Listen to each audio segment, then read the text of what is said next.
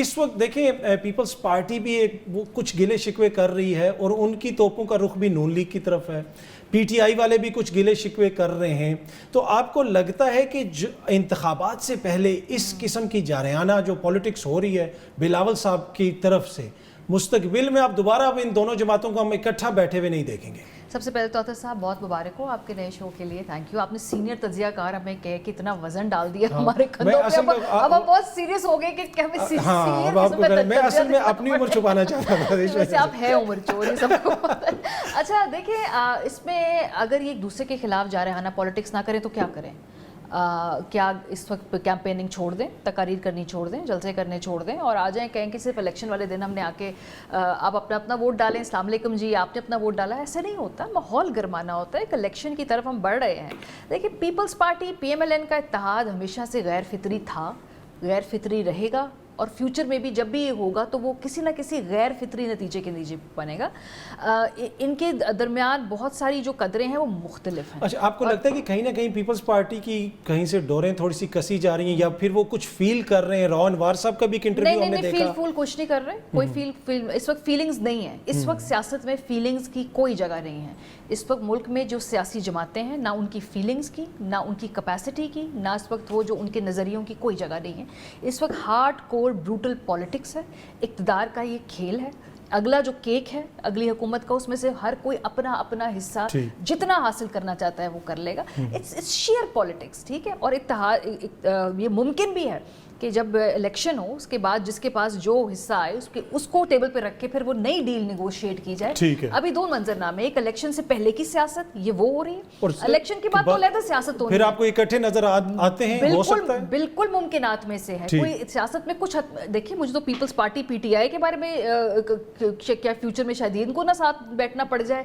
ایسے لوگ جو دوسرے کی شکل دیکھنے کے روادار نہیں تھے. سیاست میں ہمیشہ دروازے کھلے ہوتے ہیں، کھلے رہنے چاہیے. ٹھیک ہے. جس طرح نون لیگ کے اوپر تنقید تو ہو رہی ہے، پر میاں صاحب ایسی سیاست کر رہے ہیں جہاں پہ وہ سب کو ساتھ لے کے چل رہے ہیں. ماضی میں وہ چودھری شجاعت صاحب کے حوالے سے کیا کچھ کہتے رہے، تو اب تو وہ چل کے گئے ہیں. اور دوسرا اس میں جو امپورٹنٹ چیز ہے، چودھری شجاعت صاحب تو یہ دعویٰ بھی نہیں کر سکتے کہ گجرات کا کوئی ایک ایسا حلقہ ہے جہاں پہ ہم جیت جائیں گے، تو پھر ان کے پاس جانا اتنی مجبوری کیا ہے؟ دیکھیں یہ اس وقت میاں صاحب کی سیاست کا ٹیسٹ ہے. اگر ہم 2018 میں جائیں تو پاکستان تحریک انصاف کی سیاست جو الیکشن سے پہلے جہاں پہ ٹکٹیں دینا وہ فیصلے کون کرتا تھا، اس میں سے بہت سارے ٹکٹیں عمران خان صاحب نے نہیں چوز کی تھی، کہیں اور سے وہ لسٹ آتی تھی اور ان لوگوں کو ٹکٹیں دی جاتی تھی اور بعد میں پھر اس کا نتائج بھگتے. اور اب ادراک بھی ہے کہ وہ ٹکٹیں کسی کہنے پہ نہیں دی، لیکن چونکہ ضرورت تھی اس وقت اس سپورٹ کی، اس ہوا کی، تو کسی اور کے کہنے پہ پارٹی کی ٹکٹس دی گئی. اس وقت پی ایم ایل این کو بظاہر کسی اور کو ایڈجسٹ کرنے کی ضرورت نہیں ہے. لیکن اگر ہم یہ دیکھ رہے ہیں کہ آئی پی پی سے ملاقات ہوتی ہے، پی ایم ایل کیو سے ملاقات ہوتی ہے، تو اس کے نتیجے میں جو حتمی لسٹ آئے گی وہ کہاں سے آئے گی، اس میں سے کس کس کے کہنے پہ کون کون سے لوگ اکوموڈیٹ کرنے پڑیں گے، اور جو کمپرومائزز کا سلسلہ کیا یہیں سے شروع ہوگا، کیونکہ خان صاحب نے تو بہت سارے کمپرومائزز 2018 کے الیکشن سے پہلے ہی کر لیے تھے نا لوگوں کی بات مان کے. سو یہ میاں صاحب کی سیاست کا بھی ٹیسٹ ہے کہ اس وقت وہ میں جاوید ہاشمی صاحب کا بیان سن رہی تھی جس میں ان کہا کہ لسٹ کہیں اور سے آئے گی. میرے خیال ہے لسٹ اگر کہیں اور سے آئے گی بھی، پھر بھی نواز شریف صاحب اس کو بہتر نیگوشیٹ کرنے کی ضرور کوشش کریں گے.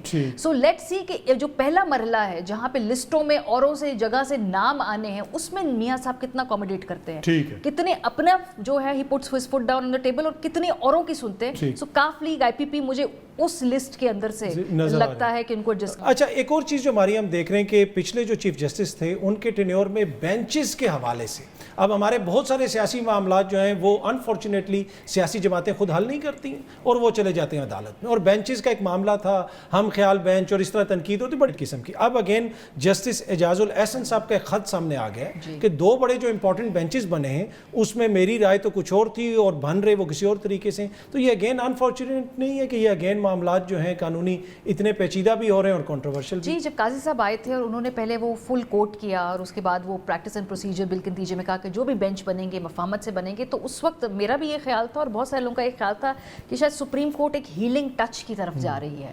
یہ نہیں ہوگا کہ پرانی قدورتیں بھولی جائیں، ظاہر سی بات ہے جس طریقے سے ان کی جو بیگم کے ساتھ ان کو گھسیٹا گیا مختلف اداروں کے درمیان، جواب بھی دینا چاہیے تھا لیکن جو ٹریٹمنٹ تھی وہ بھی انفیئر تھی. تو وہ دیکھیں آپ کے خود کے ساتھ ہو نا انسان سہ جاتا ہے، اگر گھر میں بچوں کے ساتھ بیوی کے ساتھ ہو تو یہ پرانے یہ لمبے حساب کھاتے ہوتے ہیں.